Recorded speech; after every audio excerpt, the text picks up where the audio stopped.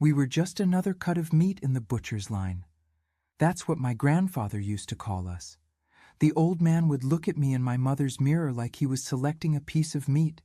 It took me years to realize her death wasn't an accident. Good afternoon, my dear friends. How wonderful to be here with you all again. I'm Eleanor Crawford, I'm 73 years old, and I was born in Savannah, Georgia. But today I live here in Boston in a simple but very cozy home in the Beacon Hill neighborhood. I always say that life is a journey of ups and downs, but what matters is how we choose to tell our story. Isn't that right? These days, my life is quite peaceful and meaningful. Every morning after my coffee and blueberry muffin, I open my small vintage clothing store right here on the first floor of my home. You know, it's not just any store. These are pieces I've personally collected over the years, each with its own story. I especially love clothes from the 60s and 70s, those elegantly cut dresses that celebrated women without needing to show everything. I started this store almost 20 years ago, after retiring as a teacher.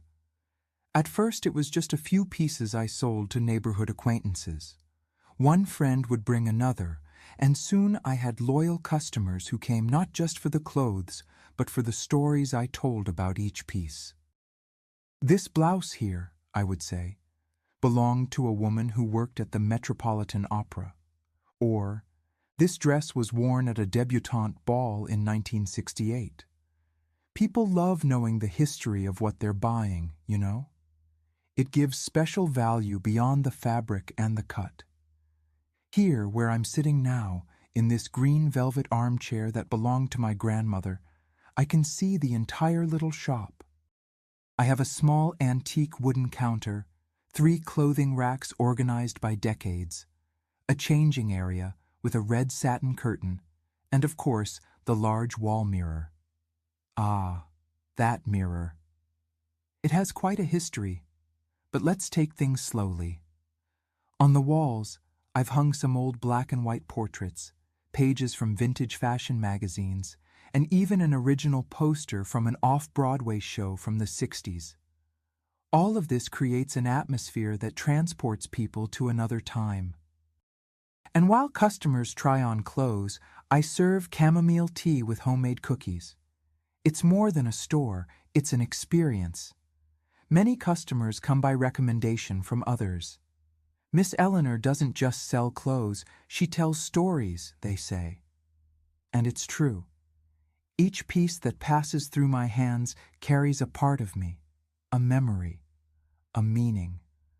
Perhaps that's why I can never part with some special pieces, like the navy blue dress that's kept in a cedar box in my bedroom.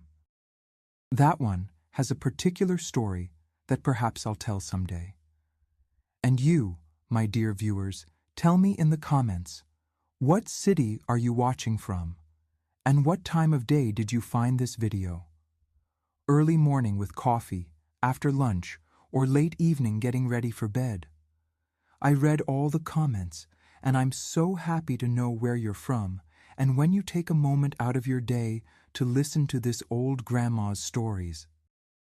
It will be a joy to know.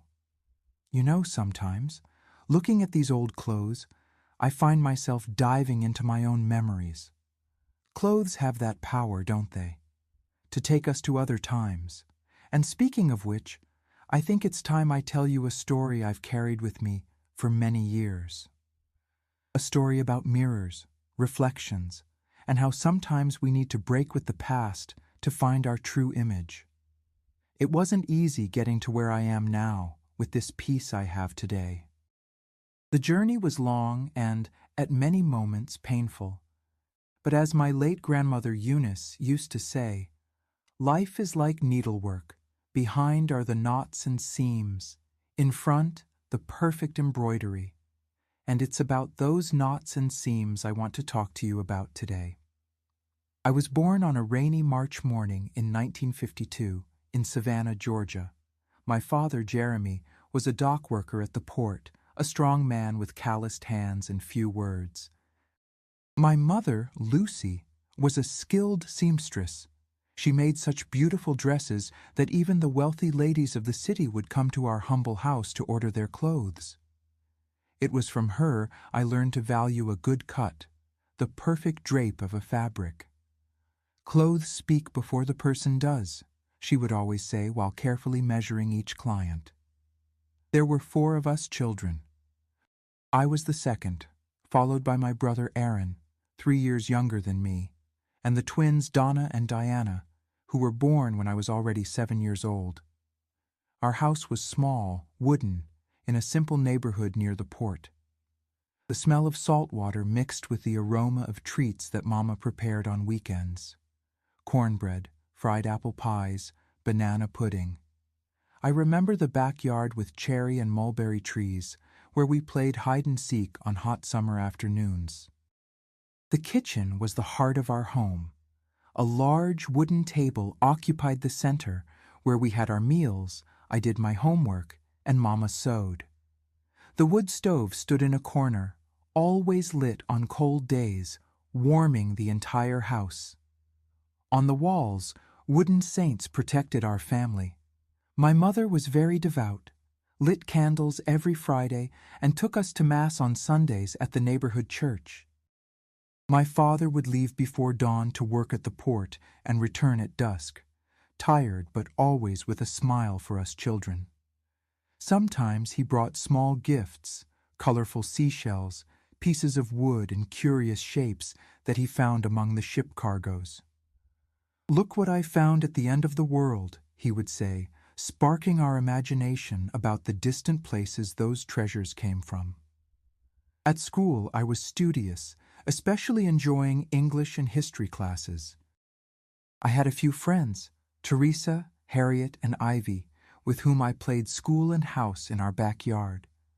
We made our dolls from corn husks and scraps of fabric that Mama gave us. It was a simple life, but full of small joys. Until one day, when I was 11 years old, our lives changed forever. Mama began complaining of severe headaches. At first she tried to hide it, drinking lemon balm tea and continuing with her chores. But soon the pains became so intense that she could barely get out of bed. The doctor came to our house several times, prescribed medicines, but nothing helped.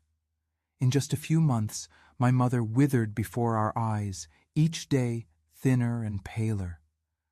On a stormy night, as the wind howled outside and raindrops beat furiously against the window, Mama called me to her bedside. She was so weak that her voice barely came out.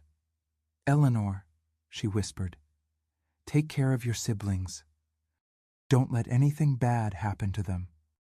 She held my hand with surprising strength for someone so debilitated and added, "And never, ever go live with your grandfather, Ethan. Promise me." I promised, without really understanding why she asked this. The next morning, Mama never woke up. The funeral was a simple affair. The neighbors brought food, Mama's friends said the rosary, Daddy sat in a corner, his gaze lost, as if a part of him had also gone away. I remember my little siblings crying without really understanding what was happening, and myself trying to be strong, as Mama had asked. In the months that followed, we tried to reorganize our lives. Daddy continued working at the port, now doing overtime to compensate for the income that Mama brought in with her sewing. I, at only 11 years old, assumed many household responsibilities. I cooked, washed clothes, took care of my siblings.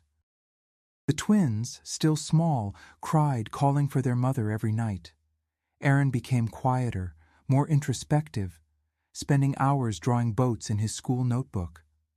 But fate had other plans for us. 6 months after Mama's death, Daddy suffered an accident at the port. A poorly secured load fell on him, crushing his left leg. He was hospitalized for weeks, and when he came home, he was different, bitter, without that sparkle in his eyes he always had.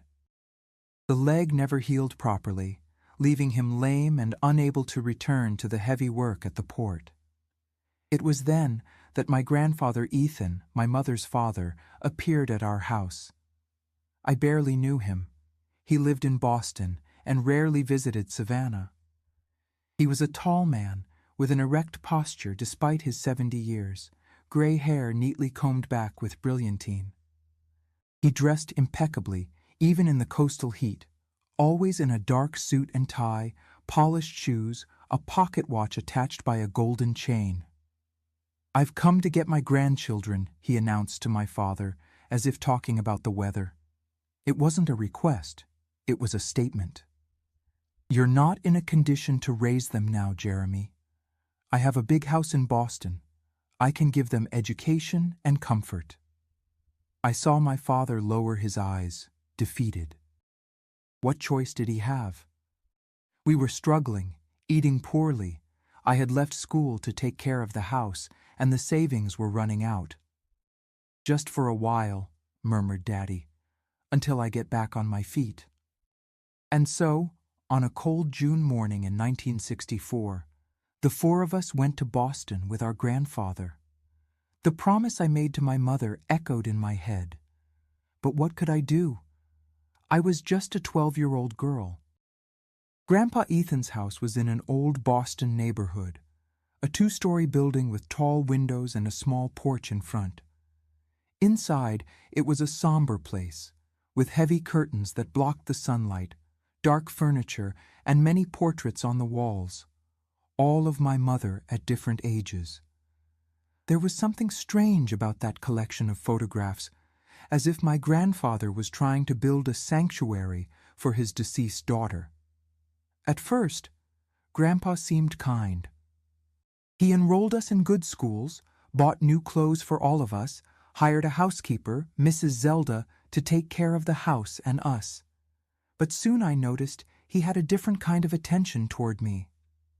"You're the spitting image of your mother," he would often say, observing me while I did my homework or helped set the table.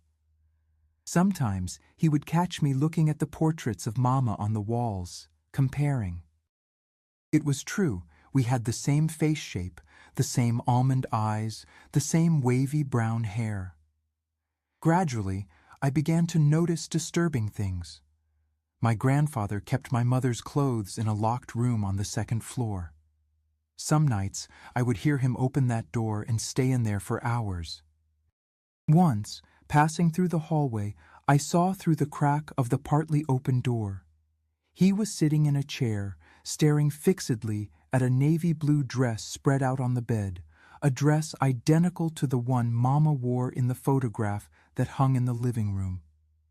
It was then that I began to understand the real reason for my mother's headaches, for that desperate request that I never go live with my grandfather. There was something sick in the way he preserved every object of hers, how he talked about her as if she were still alive, how he looked at me searching for her in my features. I didn't know yet, but I was about to discover the secret hidden behind that mirror in my mother's room. A secret that would change my life forever. The first year in Grandpa Ethan's house passed relatively calmly. My little siblings adapted well to the new life. The twins loved the new school, with kind teachers and a colorful playground. Aaron made friends in the neighborhood and spent afternoons playing baseball on the street. I, however, felt a growing weight in my chest. Something in the way my grandfather looked at me made me uncomfortable, but I couldn't explain exactly why. It was a few weeks after my 13th birthday that it all began. I remember it as if it were yesterday. It was a Sunday morning, and I was helping Mrs. Zelda hang clothes on the line when my grandfather appeared at the back door. "Eleanor," he called, with that deep voice that admitted no disobedience. "I want to talk to you. In your mother's room in 10 minutes. I felt a chill in my stomach. My mother's room, that locked room on the 2nd floor where he kept her things, was a forbidden place for us children. We never had permission to enter there. What could he want? I climbed the stairs with my heart racing. The door was ajar, and I entered hesitantly. The room was spacious, with an antique double bed in the center, a heavy dark wood wardrobe, and a vanity with a large oval mirror. On the walls, more photographs of my mother, many that I had never seen before. There was something disturbing about those images. In some, Mama seemed tense. The smile didn't reach her eyes. My grandfather was sitting in an armchair in the corner, observing me. On the bed lay a dress, the same navy blue dress I had seen before. "This was your mother's favorite," he said, caressing the fabric with reverence. "It was the last one I had made for her before she married your father. Against my wishes, I might add." I didn't quite understand that last part, but I remained silent, standing in the middle of the room, not knowing what to do with my hands. "You look so much like her," he continued, now studying me with critical eyes. "You have the same features, the same bearing. But you need to learn to behave like a lady, as she was. Lucy was always so elegant, so graceful." It was then that he said the words that changed everything. "From today on, every Sunday morning, you will come to this room. You will wear the clothes I set out for you, and we will work on your behavior. I want to see if we can recapture some of the class your mother had."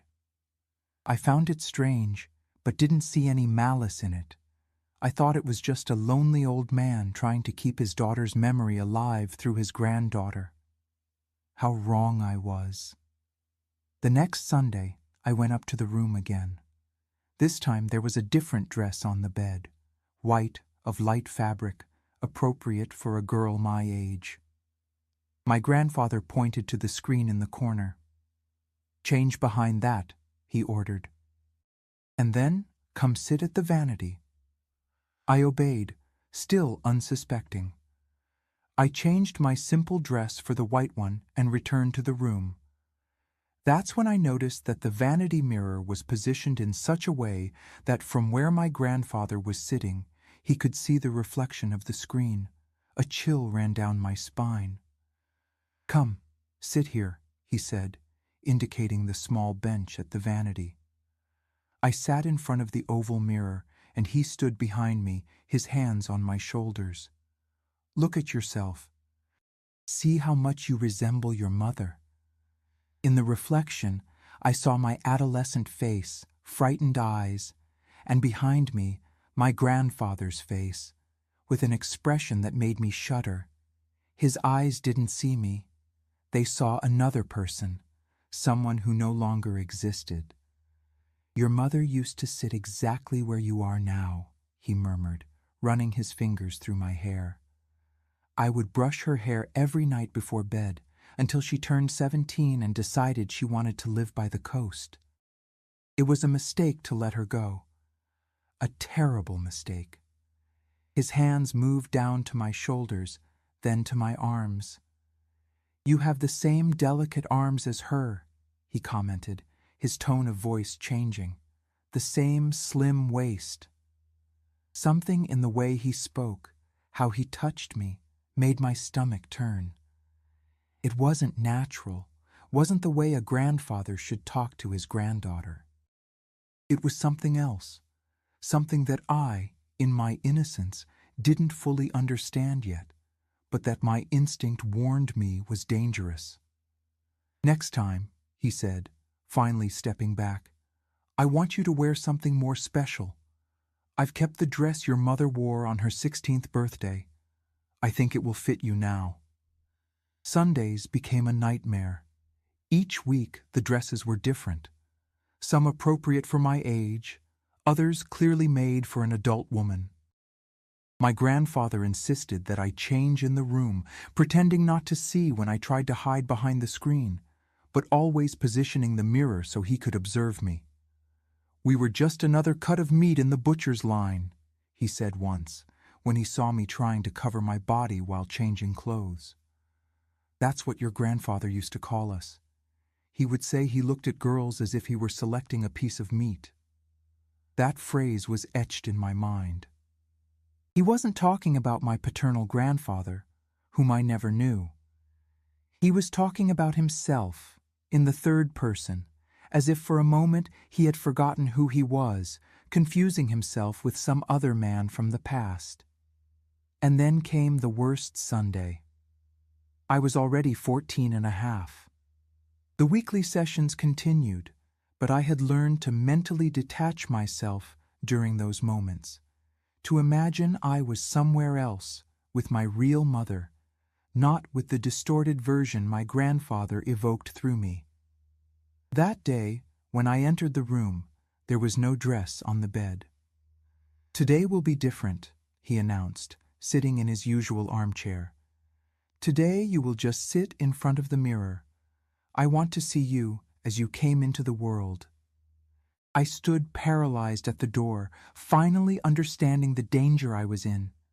That sick ritual, which had begun as an apparent homage to my mother's memory, now revealed itself in all its perversity. He didn't want to preserve her memory. He wanted to possess her through me. "No," I said, my voice trembling but determined. His face transformed into a mask of fury. "How dare you disobey me? I'm your grandfather. You live in my house. Eat my food." "Mother made me promise," I replied, backing into the hallway. "She made me promise that I would never, ever come live with you. Now I understand why." He lunged for me, but I was faster. I ran downstairs, but I had nowhere to go. My siblings were at neighborhood friends' houses. Mrs. Zelda had Sundays off. It was just the two of us in that big, gloomy house. I ran to the kitchen, hearing his heavy footsteps behind me. I locked the door, knowing it wouldn't hold for long. He began to pound, first with his fists, then with some heavy object. "Open this door, you ungrateful girl. Everything I've done was for you all, to give you a roof, food, education." I looked around, desperate. The kitchen window led to the backyard, but it had bars. There was no way out. It was then that my eyes fell on a wooden box on top of the shelf. The box where Mrs. Zelda kept old correspondence. I had never been interested in it before, but in that moment of desperation, I climbed on a chair and grabbed it, perhaps seeking something, anything that might help me. The door continued to shake with furious pounding, the wood beginning to give way. I opened the box and found bundles of letters yellowed by time, all addressed to my grandfather, most from my mother, sent from Savannah. With trembling hands, I opened one of them, dated January 1963, months before Mama's death. "Father, stop writing to me. Stop trying to control us. Jeremy is a good man and a good father. I will never let you do to Eleanor what you tried to do to me. Your sick rituals ended when I fled from that house, and I will never allow you to get close to my daughter again. If you continue with these threats, I will go to the police. I have kept enough evidence of the abuses I suffered. Don't test me. Lucy." The door gave way with a crash. My grandfather entered the kitchen, his face red with rage, a hammer in his hand. I don't know where I found the courage, but I held up the letter like a shield. "I know everything," I shouted. "I know what you did to my mother, and now I understand why she died so suddenly, after receiving your last visit." Something in his face changed. It was no longer anger, it was fear. The hammer hung at his side. "You know nothing," he muttered, but I could see in his eyes that I had touched on something real. At that moment, I realized that my life in that house had come to an end. Somehow, I would have to escape. And more than that, I would have to protect my siblings from the monster hiding behind the facade of the loving grandfather. That night, I didn't sleep. I lay in my bed, listening to the sounds of the house, fearing that at any moment the door to my room would open. I had hidden Mama's letters under the mattress after reading several more. Each line revealed horrors that my young mind could barely process. My mother had run away from home at 17, desperate to escape the rituals that my grandfather imposed. In the letters, she mentioned a mirror, the same oval mirror on the vanity, in front of which he made her pose in increasingly inappropriate clothes, as he was now doing with me. My mother's mirror, she called it, suggesting that this sick cycle had already been going on for previous generations. Most disturbing was the letter I found dated 1 week before Mama's death. It was a hasty note, the handwriting shaky. He was here today. He said if I don't return to Boston with Eleanor, he'll take care of the problem. I'm afraid of what he might do. If anything happens to me, the evidence is in the false bottom of the jewelry box I left with Irene. Irene was our neighbor in Savannah, an elderly lady who always gave us peppermints when we passed by her house. Was she still living there? Did she still have the box? The next morning, my grandfather acted as if nothing had happened. He sat at the breakfast table as usual, read his newspaper, asked polite questions about school. But his eyes avoided mine, and a heavy silence hung in the air. The following weeks were an exercise in constant tension. The Sunday rituals ceased, but in their place came something perhaps worse, a silent and oppressive vigilance. My grandfather hired a new housekeeper, Dorothy, a scowling woman who clearly had instructions to keep me under surveillance. I could no longer go to school alone. Dorothy took me and picked me up. My few friends were discouraged from visiting our house.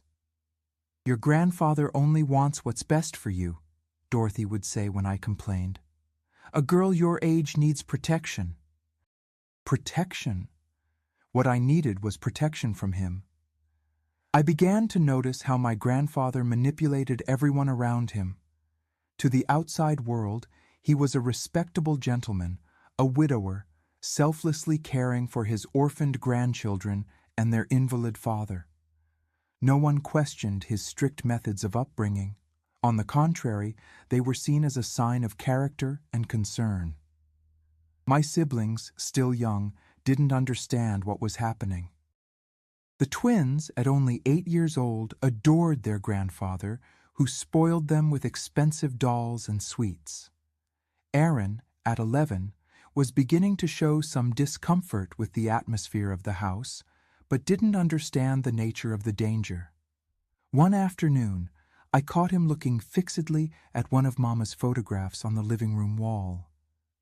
"She looks sad," he commented, with the keen perception of children. "Why is she sad in all the pictures, Ellie?" Ellie was what he had called me since he was little, unable to pronounce my full name. "Because she wasn't happy here," I answered softly, checking if we were alone. "Aaron, do you remember Daddy? Our house in Savannah?" He furrowed his brow, concentrating. "A little. I remember the ocean, and Daddy carrying me on his shoulders at the beach. If we could go back there, would you go?" His eyes lit up. "Can we visit Daddy?" At that moment, I made my decision. We needed to flee from that house, go back to Savannah, to our father. But how? We had no money, were constantly watched, and I doubted that my father, in his current condition, could protect us from our grandfather. I began to plan secretly. First, I needed to find out if neighbor Irene still lived in Savannah and if she still had the jewelry box mentioned in the letter. This meant sending a letter without my grandfather or Dorothy discovering. At school, I confided in my only true friend, Catherine, daughter of the neighborhood stationery store owner. I explained that I needed to send a letter in secret, without giving many details. Kind as always, she agreed to help me. "My uncle works at the post office," she explained. "I can give it to him to send without going through the neighborhood mailman." I wrote a simple note to Irene, explaining who I was and asking about the box. I gave the stationery store's address as the return address. 2 weeks passed without a response. I was already losing hope when Catherine called me to a corner of the schoolyard during recess. "This arrived for you," she whispered, handing me a crumpled envelope. Inside was a brief letter from Irene. "Dear Eleanor, what a joy to receive news from you. Yes, I have the box that your mother entrusted to me. She made me promise to give it to you only when you turned 18. But from your words, I understand that the moment is urgent. I cannot travel to Boston because of my health, but the box is kept safe. With love, Irene." An address in Savannah was written at the bottom of the letter. My heart raced. It was a concrete lead, something that could help prove what my grandfather had done. But how to get there?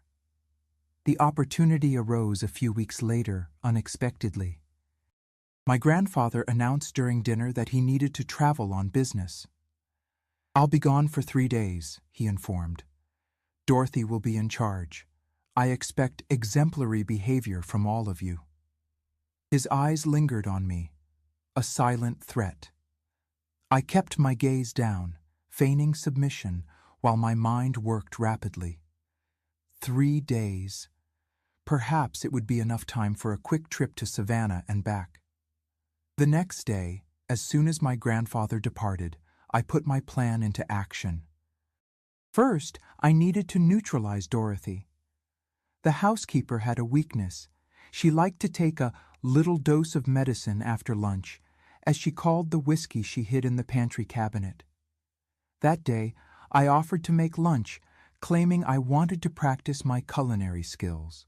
Dorothy, always lazy when possible, readily accepted. In the meat sauce, I added an extra dose of her medicine. After the meal, as expected, she retired for a rest, which, thanks to the additional drink, lasted much longer than usual. With Dorothy snoring deeply in her room, I hurried. I took the savings I had been secretly keeping, some coins and bills I occasionally subtracted from the shopping change, and a small gold locket that my mother had given me before she died. "Aaron," I called my brother, who was playing in the backyard. "I need you to be very brave today. I'm going to get something important in Savannah, something that will help us leave this house forever. Can you take care of the twins until I get back? And if Grandpa or Dorothy asks, say I'm lying down with a headache." His eyes widened. "Are you going to see Daddy?" "Not yet," I replied, feeling a lump in my throat. "But soon, I promise. Now I have to go quickly, before Dorothy wakes up." I left through the back door, my heart beating fast. I had never traveled alone before, and the idea terrified me. But the fear of what my grandfather might do if we continued in that house was even greater. I arrived at the bus station out of breath. With my scarce money, I bought a one-way ticket to Savannah. I would have to figure out the return later. During the bus journey, which seemed endless, I couldn't relax for a minute. What if my grandfather returned early?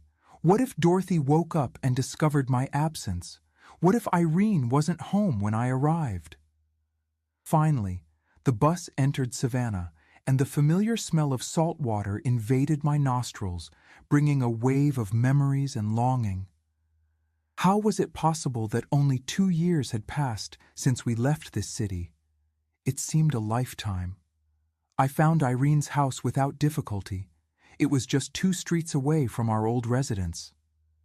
It was a little blue house with geraniums in the window, exactly as I remembered. I knocked on the door, trembling with nervousness. The door opened, revealing Irene, older than in my memories, but with the same gentle smile. "Eleanor? My God, how you've grown." Tears welled up in my eyes. It was the first time in 2 years that someone looked at me with genuine affection, without ulterior motives. Sitting in Irene's cozy kitchen, I quickly explained my situation, omitting some of the more disturbing details so as not to frighten her. "Your mother feared something like this might happen," she said, rising with difficulty. "Come with me." She led me to a small back room where she opened an old trunk. There, among embroidered quilts and photo albums, was a dark wood jewelry box with delicate carvings. She told me this contained evidence against your grandfather. I never opened it, respecting her request, but she made sure to show me where the false bottom was. With skilled fingers, despite her age, Irene pressed a side part of the box, revealing a hidden compartment. Inside were a small leather-bound notebook and a yellowed envelope. "This belongs to you now," she said, placing the box in my hands. "Your mother wanted it to be protected until you were old enough, but I think she would understand the necessity." At that moment, holding the evidence that my mother had kept against my grandfather, I felt a determination I had never experienced before. It was no longer just about escaping. Justice needed to be done. With my mother's box safely tucked in the improvised bag Irene had lent me, I returned to the bus station. The sun was already beginning to set, and a sense of urgency dominated me. I had to get back to Boston before my absence was discovered. The problem was money. I didn't have enough for the return fare. Irene, perceiving my dilemma, offered me some bills, which I accepted with the silent promise to someday repay her kindness. On the bus back, I opened the leather notebook I had found in the false bottom of the box. It was my mother's diary, beginning when she was just 12 years old, my age when I went to live with my grandfather. The first pages were typical of a girl that age: notes about school, friendships, small joys and sorrows. But from the age of 13, the tone changed drastically. "Daddy started something new today. He said it's a ritual that all women in the family need to go through to become adults. He made me stand in front of Grandma's mirror, that oval one on the vanity, while he observed me. I didn't like the way his eyes followed me." The subsequent entries detailed the progression of the ritual exactly as had happened with me. First, there were just sessions in front of the mirror, then came the obligation to wear specific clothes, culminating in increasingly inappropriate demands. Today he brought a dress that was my mother's when she was young. It's pretty, but too short for me. When I complained, he got furious, said I was disrespecting her memory. I ended up wearing it, but I felt dirty, as if I were betraying myself. The reading was distressing, but I couldn't stop. It was like seeing my own experience through my mother's eyes, decades earlier. The mirror appeared constantly in the notes, almost like a character itself, a silent witness to generations of abuse. My mother's mirror has seen it all. Sometimes I think it holds within it all the tears I've shed before it. If it could speak, what stories would it tell? How many other girls have stood where I stand today, trembling under his gaze? As I read, a terrible understanding took shape in my mind. It wasn't just my mother and me. Probably my grandmother had also been a victim. It was a sick cycle that repeated through generations, and I was determined to be the last link in that chain of suffering. The last entries in the diary were from 1953, when my mother was 17. They described her escape plan to Savannah, where she had met my father during a beach visit with school friends. "Jeremy is different from any man I've known. He looks at me as if I were something precious, but not property. I told him a little about Daddy, and he immediately offered help. We're going to get married as soon as I turn 18, and finally I'll be free." The diary ended abruptly, but the envelope contained more: photographs, some letters, and a document that appeared to be a medical report. In the photos, you could see my mother at different stages of adolescence, many clearly taken without her knowledge, while she slept or dressed. It was disturbing and repulsive. The medical report was from a Boston hospital, dated 1952. It described injuries consistent with physical abuse in a 16-year-old patient, my mother. She had sought medical help, but apparently never took the case further, probably out of fear. When the bus arrived in Boston, it was already pitch dark. The journey back to my grandfather's house was tense, every shadow in the streets seeming threatening. What would I find when I arrived? Had Dorothy woken up? Had my grandfather returned prematurely? To my relief, the house was quiet when I sneaked in through the back door. I ran to the room I shared with the twins, hiding the box under the bed. Aaron appeared at the door, eyes wide. "Ellie, I thought you weren't coming back," he whispered. "Dorothy woke up, but I said you had a headache. She didn't even come to check." I hugged my brother, a wave of gratitude and love flooding me. He was just a boy, but he had been my accomplice, my protector. "I found something important," I murmured. "Something that will help us get out of here." The next day, Dorothy was irritable, clearly suffering from a hangover. She didn't question my supposed indisposition of the previous day, too busy drinking strong tea and taking aspirin for her headache. It was the second day of my grandfather's absence, and I needed to plan our next step. The contents of the diary and evidence made it clear that my grandfather had not only abused my mother, but was probably involved in her death. The letter written a week before her passing mentioned explicit threats. How to prove this after so much time? And more importantly, how to ensure that my siblings and I would never have to return to that house? Waiting until I turned 18 to seek legal justice wasn't an option. If my grandfather discovered I had the evidence, God knows what he would do. I needed an immediate plan, something that would neutralize him definitively. It was then that I remembered Geraldine, the pharmacist. Her compounding pharmacy was just a few blocks from our school. Catherine and I sometimes stopped there after classes to buy peppermints. Geraldine was an intelligent and kind woman, always willing to explain to curious girls how she prepared the medicines she sold. That afternoon, I managed to convince Dorothy that I needed to go to the pharmacy to buy something for feminine matters. Even in her constant vigilance, there were certain topics that made her back off, and this was one of them. "Come straight home," she ordered, handing me some coins. "No detours." At the pharmacy, I found Geraldine alone behind the counter, crushing herbs in a small mortar. "Eleanor, good to see you, girl. What can I do for you today?" I hesitated, unsure how to approach the subject. Finally, I decided on the truth, or part of it. "Mrs. Geraldine, I need your help. My grandfather. He's not a good person. He did terrible things to my mother, and now he's doing them to me. I have evidence, but no one will believe a girl like me."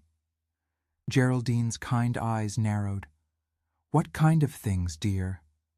"Things a grandfather should never do with his granddaughter," I replied, feeling tears burning. "And I think he might have killed my mother." Geraldine was silent for a moment, then put the mortar aside and came to me, taking my hands in hers. "I believe you," she said firmly, "and I'll help however I can. But we need to be very careful. Men like your grandfather have power and influence." I explained that I needed some way to protect myself, something I could use against him if necessary. I didn't mention specific details about what I had in mind. Geraldine studied me for a long moment, then nodded slowly. "I'll give you something, but you must promise me you'll only use it as a last resort to defend yourself." She went to the back of the pharmacy and returned with a small amber bottle. "This is a compound of concentrated herbs. In small doses, it causes skin irritation. In larger doses—" She paused significantly. "Well, it causes more serious damage. It's not poison, but it can temporarily incapacitate. I put the bottle in my bag, a new weight on my shoulders. Thank you, Mrs. Geraldine. I'll never forget your help. I hope to never see you with those frightened eyes again, girl, she replied. And remember, if you need a place to stay, my door is always open. I returned home, my mind buzzing with ideas. Geraldine's bottle was a potent weapon, but it needed to be used at the right time, in the right way. That night, sitting on the bed while the twins slept deeply, I made my decision. I would no longer run away. I would not be a victim like my mother.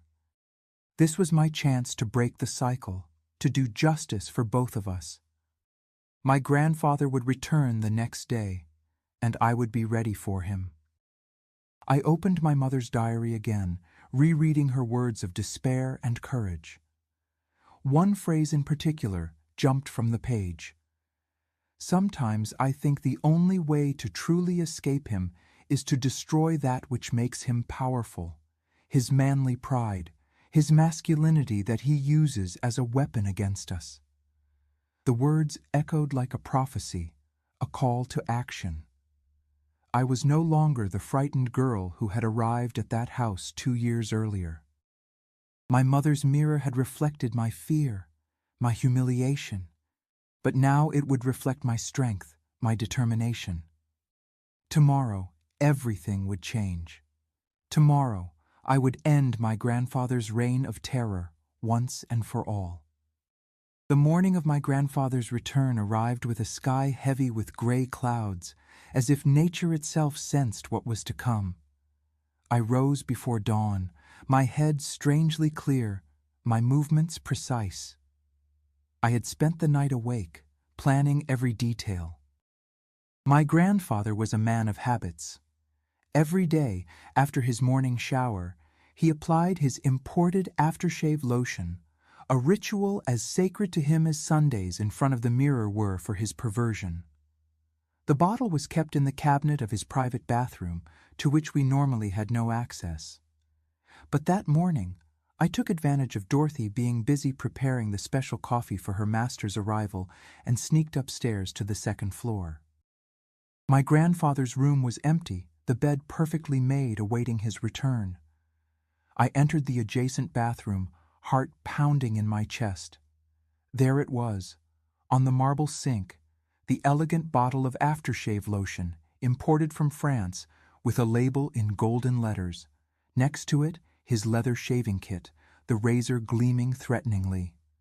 For a moment, I looked at that blade, thinking how easy it would be. But no, I wasn't a murderer. My plan was more subtle, a poetic justice that would echo the suffering he had inflicted. With trembling hands, I took the lotion bottle. I opened it and poured half the contents down the sink. I replaced the lost liquid with the compound Geraldine had given me, shaking gently to mix. The strong scent of the original lotion well disguised the slightly herbal odor of Geraldine's mixture. I replaced the bottle exactly where it was, taking care to clean any trace of my presence. Before leaving, I looked at myself in the bathroom mirror. Not the oval vanity mirror, but a simple rectangular mirror above the sink. My eyes reflected a determination I had never seen in myself before. At that moment, I wasn't just Eleanor, the frightened granddaughter. I was also Lucy, my mother, seeking the justice that had been denied her. I returned to my room and waited. The hours dragged on. My siblings noticed my agitation, but attributed it to the imminent return of our grandfather. The twins played with their dolls, oblivious to the drama unfolding. Aaron gave me worried looks from time to time, as if he sensed that something important was about to happen. Around 3 p.m, we heard the car park in front of the house. My grandfather had arrived. Dorothy hurried to receive him, and we children were called to the living room to give the appropriate welcome. "I hope you behaved during my absence," he said. eyes lingering on me with suspicion. Had Dorothy told him about my headache? Yes, Grandpa, the twins answered in unison. The house has been very quiet, added Dorothy, giving me a stern look, except for Eleanor, who has been feeling ill. Is that so? His tone was casual, but his eyes were penetrating. Nothing serious, I hope? No, sir, I replied softly. I'm better now. He nodded, satisfied with my apparent submission. I'm going to rest a bit, and then I want to see you all for dinner. Everyone well dressed. He went up to his room, and I waited, counting the minutes. I knew exactly what would happen. He would unpack, take a bath to relax from the journey, and, as always, shave and apply his precious lotion. About half an hour later, we heard the scream. It wasn't a normal scream. It was an animal-like howl of pain, devoid of any human dignity.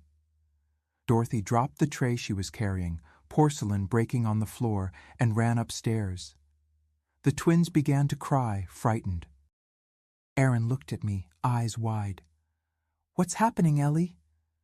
Justice, I replied simply. The screams continued, now accompanied by Dorothy's alarmed voice and sounds of rushing about. Soon we heard the telephone being used. She was calling an ambulance, presumably. When the paramedics arrived, they went straight to the second-floor bathroom. I remember standing in the hallway, watching them leave carrying my grandfather on a stretcher. His face was partially covered, but I could see intense red spots spreading across his neck, up to his chin. He moaned in pain, his eyes closed in agony. One of the paramedics was talking rapidly with Dorothy. It looks like a severe allergic reaction, possibly chemical necrosis. Have you seen this before? Is he taking any new medication? Any previous skin condition? Dorothy shook her head, dazed, without answers. Her gaze crossed mine for an instant, and something in my expression must have revealed something, for her eyes narrowed in momentary suspicion. But soon her attention returned to my grandfather, being taken to the ambulance. I'll go with him, she decided. You children, stay here and behave. I'll be back as soon as I can. When the ambulance left, a strange silence fell over the house. The twins, still frightened, went to cuddle in Aaron's bed. I stayed alone in the living room, a complex feeling dominating my chest. It wasn't exactly relief, nor guilt, nor satisfaction. It was a strange calm, as if a long storm had finally passed.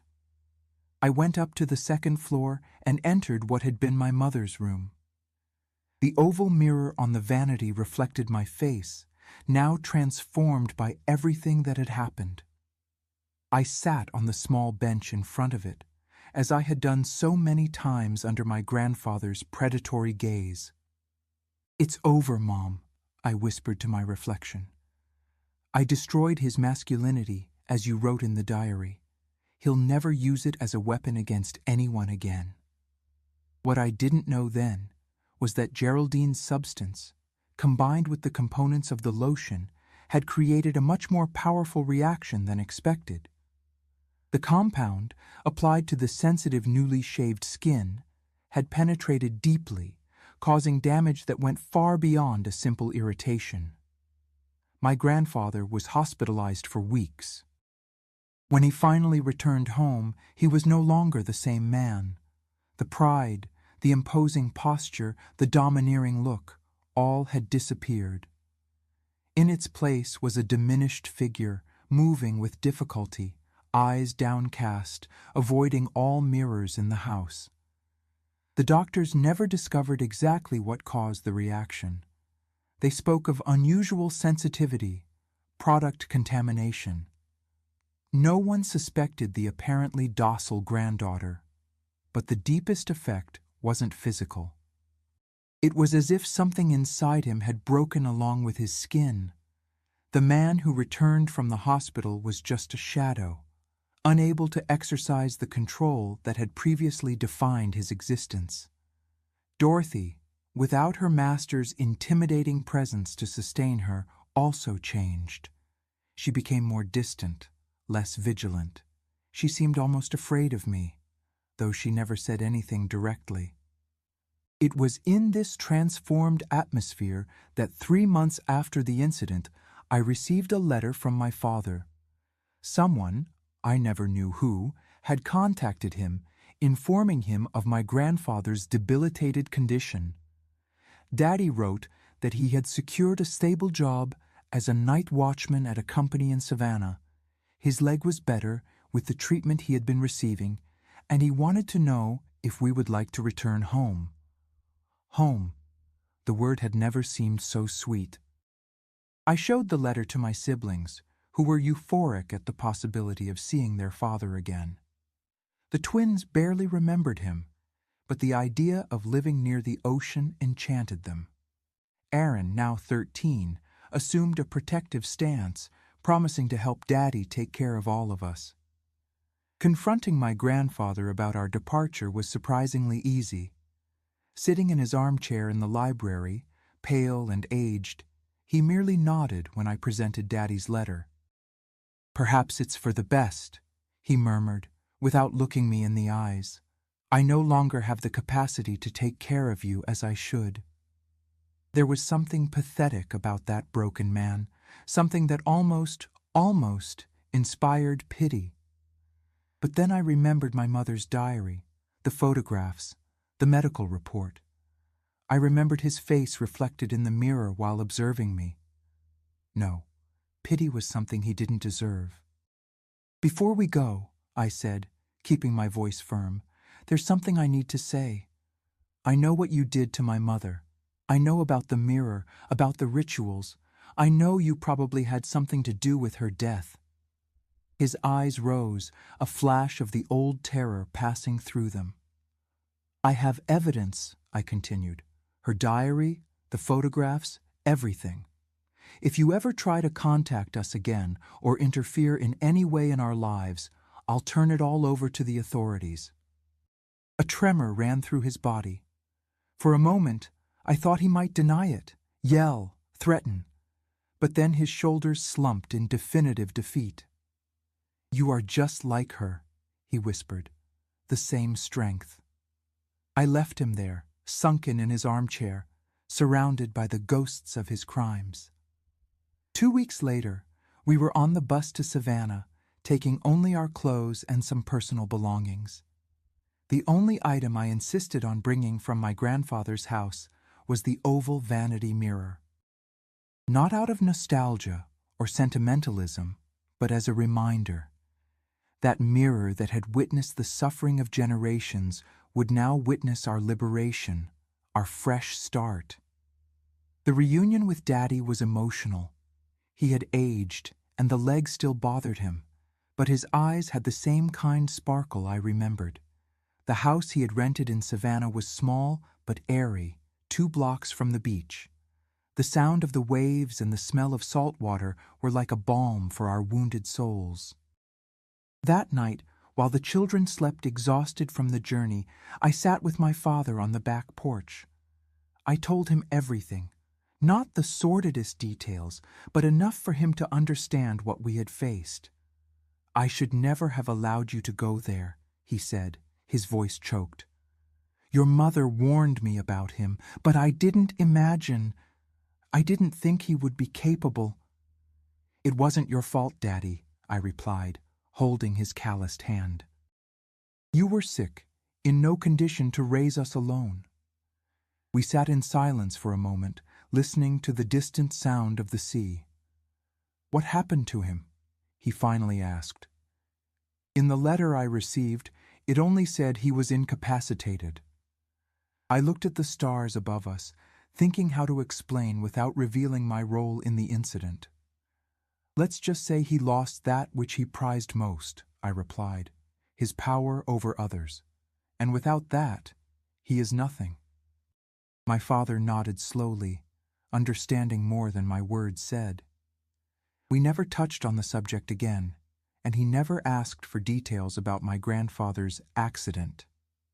A few months later, we learned that Ethan had been permanently committed to a clinic for continuous care. I felt no remorse, only the certainty that justice, in its way, had been done. The oval mirror I hung in my bedroom, not as an object of admiration, but as a reminder of the cycle I had broken. Sometimes, looking at it, I imagined all the women in my family who had stood before that same shining surface, my mother, my grandmother, perhaps others before them. I had ended a story of pain that crossed generations.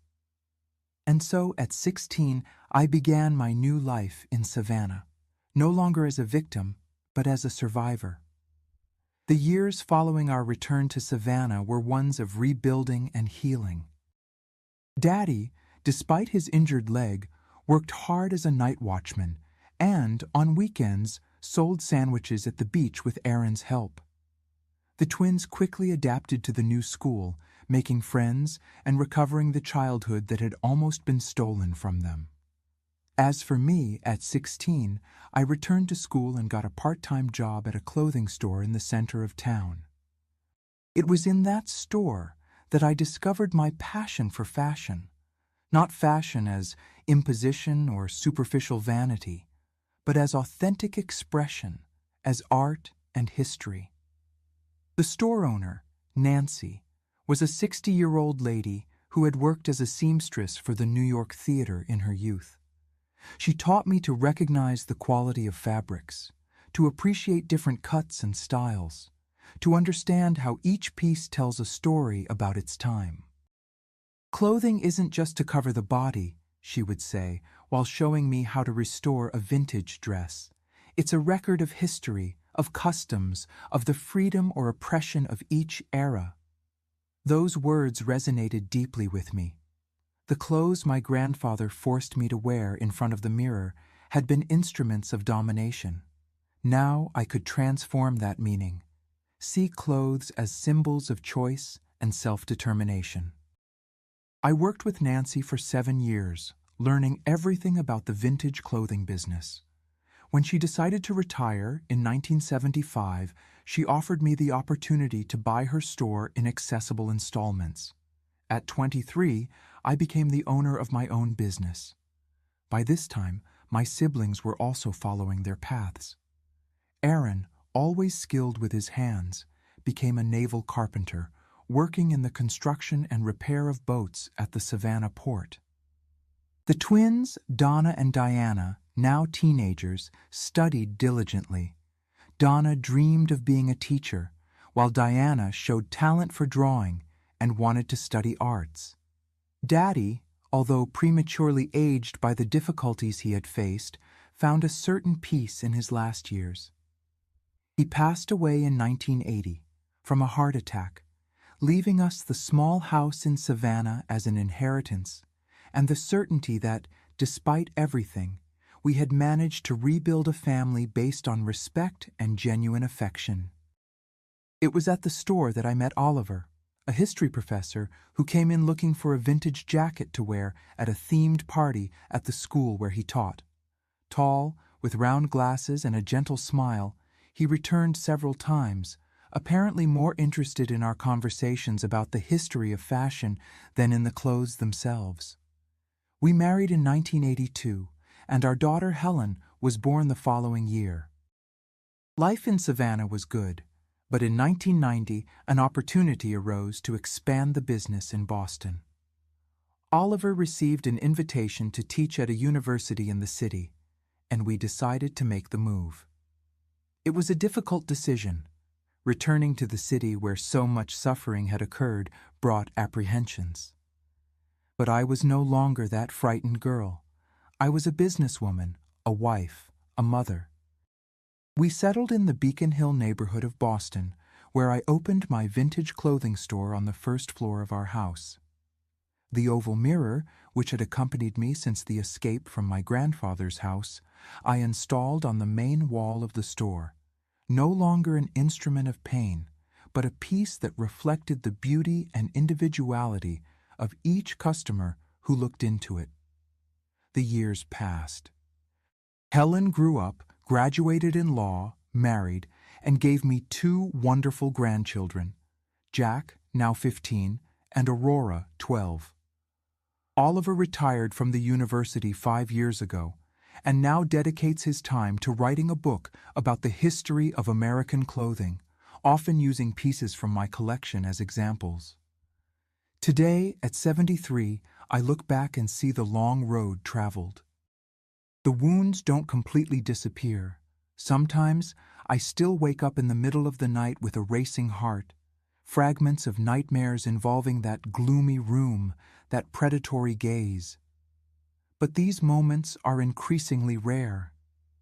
I never heard directly from my grandfather again after our departure. Years later, when I already had my store in Savannah, I received news of his death through a lawyer. He had died alone in the clinic where he had been committed, without visits, without friends. In his will, surprisingly, he left the Boston house to me and my siblings. We sold the property immediately, divided the value, and each of us donated our share to institutions protecting children and adolescents who were victims of abuse. My siblings went on with their lives. Aaron still lives in Savannah, retired, with two now adult children. The twins realized their dreams. Donna is the principal of a public school in Charleston, and Diana became a recognized fine artist with exhibitions in various cities across the United States. We gather every year, usually at the beach, to celebrate our family and the strength that kept us united. My routine today is peaceful and rewarding. I wake up early, have my coffee observing the small backyard garden that Oliver tends with such care. Then, I go downstairs to open the store, where I spend most of the day receiving customers, telling stories, sharing a bit of the magic that exists in each vintage piece. On Sunday afternoons, when the store is closed, Oliver and I like to walk around the neighborhood, hand in hand like teenagers. Sometimes the grandchildren come to visit us, and we spend hours playing board games or listening to old records on the phonograph that belong to Nancy and that I keep with affection. Life isn't perfect. There are aches in the joints, concerns about Oliver's health, disturbing news in the newspaper. But it's a full life, built piece by piece with determination and hope. A life that, for a long time, I didn't think would be possible for me. When I look at the oval mirror today, I no longer see the ghost of fear, but the reflection of a woman who survived, who refused to be defined by trauma, who found strength to transform her story. My dear friends who have accompanied me to this point, each life carries its scars, each person has their mirror. That surface where we see ourselves reflected, sometimes distorted by the gaze of others, by the expectations imposed on us, by the abuses we have suffered. I spent decades building my true image, free from the shadows that tried to define me. If you are living your own nightmare, whether with a family member, a partner, or any person who uses power and control to diminish you, know that there is a way out. It's not an easy path. It requires courage, persistence, and sometimes painful decisions. But it exists. I learned that our strength is not in being invulnerable, but in the ability to rebuild ourselves after each fall. When I replaced my grandfather's lotion that distant day, it wasn't just an act of revenge. It was a cry for freedom, a refusal to remain a victim. Some people would judge me for that, but those who have lived what I lived know that sometimes we need to break the chains with our own hands. My mother's mirror now reflects a different story, not of subjugation, but of resilience. When I look at it today, I see generations of women who came before me, who suffered in silence, and I say to them, I broke the cycle for all of us. That's the message I leave for you. Break your cycles. Don't allow abuse to perpetuate from one generation to another. If you grew up in a toxic environment, it doesn't mean you need to replicate it. If you were treated as an object, It doesn't mean you must accept that role. Be aware that the guilt is never the victim's. The abuser often makes us believe that we deserve what is happening, that we provoked it, that it's normal. It's not. No true love hurts, humiliates, or controls. No family tradition justifies violence or manipulation. Seek help. In any country, there are organizations dedicated to protecting people in vulnerable situations. Talk to someone you trust. Seek professional support. If it's not safe to report immediately, start by documenting the abuses, as my mother did. Keep evidence, note dates, silently build your support network until you are ready to take the decisive step. And for those who know someone living in an abusive situation, listen with empathy, without judgment. Believe when someone has the courage to speak. Offer practical support, a place to stay, help with documents, a word of encouragement. Sometimes, just knowing that we are not alone is already the first step to liberation. Human dignity is a universal value, regardless of where you are. Respect for each person's body and mind is non-negotiable, has no cultural boundaries. We all deserve to live without fear, without humiliation, without the constant shadow of abuse. My dear friends, if this account touched your heart, please share it with those who need to hear it. If you watched all the way here, leave in the comments the word mirror to show me that my story found an echo in you. Subscribe to the Grandparents' Tales channel and hit the notification bell. Each new subscription is a voice that joins the fight against the silence that protects abusers. Do it now, because every minute of awareness can mean a life saved, a person who finds courage to break their own cycle of abuse. Remember, we are stronger than our distorted reflections make us believe. We are worthy of true love,